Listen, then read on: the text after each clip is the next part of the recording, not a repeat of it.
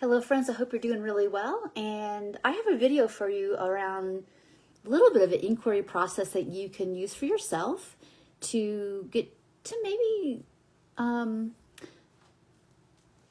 little bit more of the root of some reasons why some maybe parts of your recovery are feeling kind of stuck. So again, we always want to prioritize building up your emotional regulation to look at these deep things and recognize that, of course, this isn't a substitute for, individual counseling or nutrition counseling or anything, but just some ideas for you. See if this might help you, and maybe there's a little place in your process of feeling a little stuck today, and you can apply this and see what happens. A couple of things before I get started. This is just a tiny little sample. I'm going to be doing a much longer video, teaching video essentially on some, breaking down some of the, we're going to call them healing blockers, in terms of like different questions you might be asking yourself, or just different places where it's like, what you want to do. So remember, all the things I talk about are like, you are pretty clear where you want to go. You want recovery. So if you're not quite sure you want recovery, that's kind of where you got to start. But these are certainly questions to ask if like, I really want recovery. And now I'm bumping up against all kinds of different issues that are keeping me from eating, following my meal plan. The whole point of this is what is slowing down your ability to, either if you have a meal plan, following it, if you are doing intuitive eating, staying consistent with that,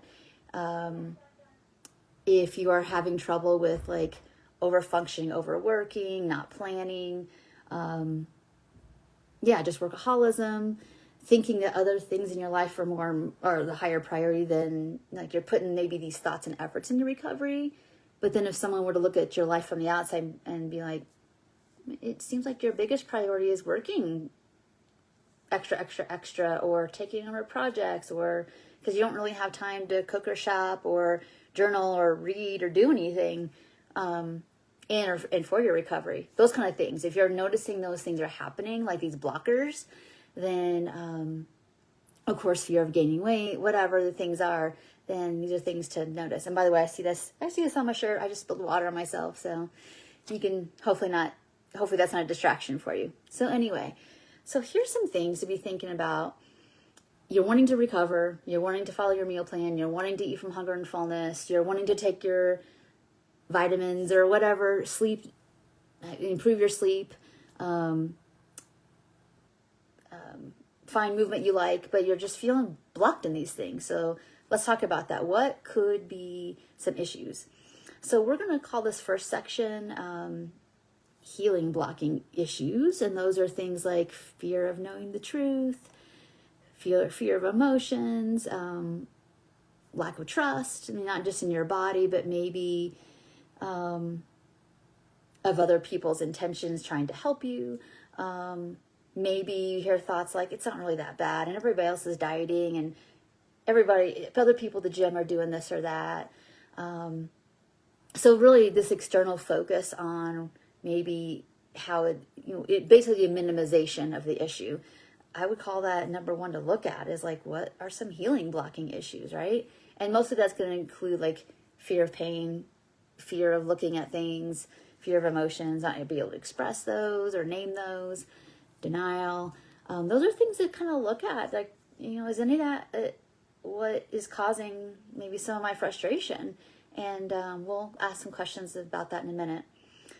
Number two is safety issues. I have a lot of people that struggle. They're struggling in recovery just for the fact that their environments aren't that healthy. Their environment is maybe very fat phobic or food obsessed, or minimizing what it is you're going through in the first place. So it is really important to address those issues of safety. They have to be dealt with. It's really hard to recover in an environment that was part of creating the need for the dissociation through overexercising, counting calories, health anxiety. There's a reason that there's still a struggle if you're probably in an environment that's eliciting those things, right? Another thing we see a lot, so much, is identity stuff. Like, I guess conflicts. Like if, when you think about eating more food, or you eat more food and you feel so much shame, that has a lot to do with like who and how you were made to feel by just trying to get your basic needs met, for food. And those have those are going to pop up. And all these things are actually really normal and to be expected. If you've got basically, if you're not able to eat from like just hunger and fullness, and use a little bit of like, intellectual knowledge and a little bit of common sense to eat the food, and take care of the body you can, you have the best you can, but kind of get on with your life, then there's a reason for that that's just deeper than lack of knowledge. Now, I know sometimes there's a medical concern. We're not talking about medical stuff. We are talking about strictly relationship with food. If it's hard for you to take the time to get your needs met, eat to satisfaction, slow down and take care of all that, then there's a reason for that, 100%, because we are born with, that's one of the few things that we have inborn, is like we get hungry and we seek out to get that need met, and then it gets met, and then we go on to the next activity where it's sleeping, playing, whatever. That's in us without having, a mature brain. So keep that in mind. If it's a struggle, there's a reason that's a struggle. Okay. And the last ones I'd call them kind of heightened concern kind of things. Like, I need to be in control. I need to be perfect. I need to have my food perfect. I need to like control what everybody thinks about me and my body. There's situations where you avoid eating. You don't eat around certain kinds of people. There's a reason for that. All right. So the next thing I'm going to offer to you, and I'm going to go into lots of detail about all these things over my Substack. So if you're interested, you can go ahead and hop over there and subscribe. And I'll be doing, I'll be giving an alert when I'm going to go live and do a pretty extensive video on these topics. All right. So that you have the information you need and maybe do some inquiry on your own. Okay. So I know that I'm not talking too much about like nervous system regulation in this thing. This goes along, of course, with like your ability to be a compassionate witness to these questions. If you're not able to, we need to obviously build more capacity, okay?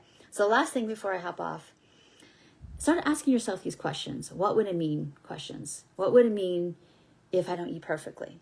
And let's just do a hypothetical. What would it mean about me if I don't eat perfectly? I would be unhealthy, a person might say. Okay, what would it mean if you're unhealthy? And the first step, the gut reaction you have is the right one. It's going to be, what will it mean if I'm unhealthy? I'll be criticized. What would it mean about you if you're criticized? I'd feel shame. What would it mean if you felt shame? There's a belief here now. Now you're seeing the conflict, as I'm not worthy of love. So now you know that this is way not about healthy eating and about fitness and about all that. This has way more to do, and why there's so much emotion wrapped up around eating perfectly is that if I don't eat perfectly, so what a person's saying is if I don't eat perfectly, you fill in the blank, whatever that means, I won't be worthy of love. That's a big conflict inside, isn't it? That's going to cause a lot of distress, right? So then we got to bring the truth to that. Is it really true that you're not worthy of love based on how you eat? You got to get truth into that.